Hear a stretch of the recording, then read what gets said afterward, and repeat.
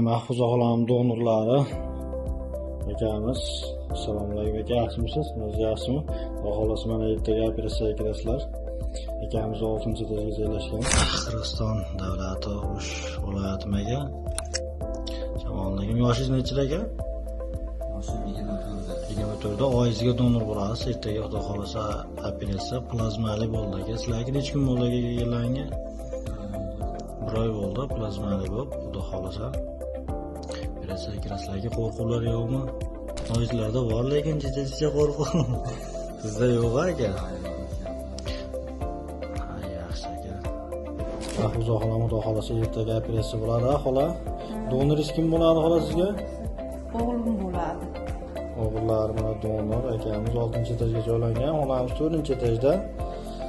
Xudo xolasa halidan oldinlar gap tushadi. Assalomu alaykum. Yurtdoshlar, mana biz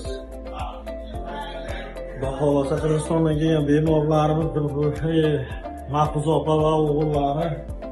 Bugun akamiz yoniga ko'rgani keldik, operatsiyalar tugagan mana Xudo xolasa. Hozir reanimatsiyaga kirib ketyapmiz.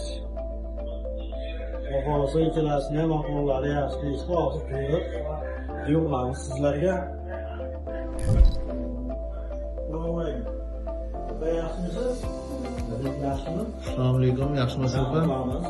Xohlasa ahvollari yaxshi, operatsiyalardan chiqib olgan. Opa, qalay opa? Endi yaxshimi? Yaxshimi opa? Opamiz yaxshi,